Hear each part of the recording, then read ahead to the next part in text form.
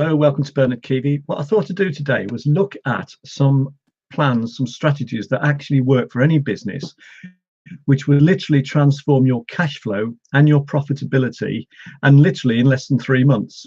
So let me just explain this thing here. It's called a break-even chart. So what we've got here is these things are called fixed costs. And what fixed costs are costs that don't change if you alter your level of output. And these things here in red are called variable costs.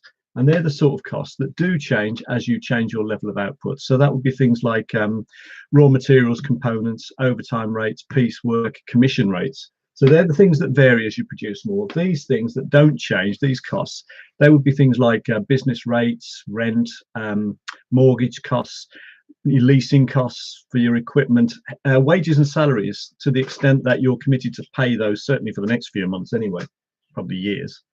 So those two added together give you this thing, this black line here, which is called your total cost. It's just simply the variable cost and the fixed costs added together.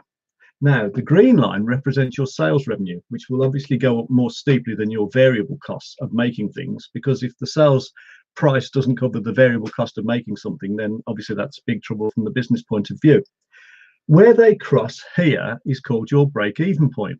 And there's an easy way to work it out, because if you divide your fixed costs here, which in this instance I'm saying are £10,000 a week, and if you divide that by the difference between what you sell something for and what it costs to make it, which is £54, 46 variable cost, £100 price, you divide 10,000 by 54, it will tell you that the break-even point, you need to sell 185 units a week to break even.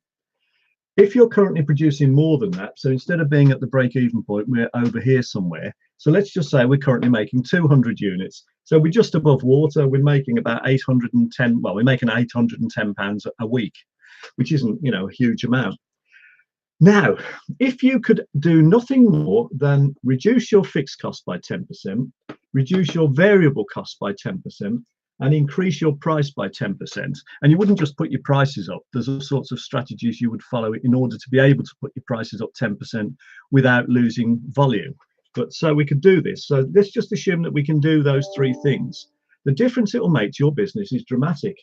The break-even point, instead of being 185 units, if you now divide 9,000 by the difference between 110 and 41, which is the price minus the variable costs, so that's 10% less, £41, and that's 10% more, £110. 9,000 is 10% less than the fixed cost of 10,000.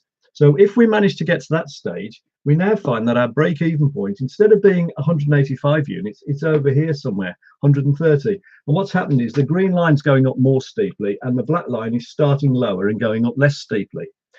So if we were still selling our 200 units, we would now make a profit of the difference between 200 and the break-even point, which is 130. So 70 times what each extra thing we sell is making us as profit past the break-even point.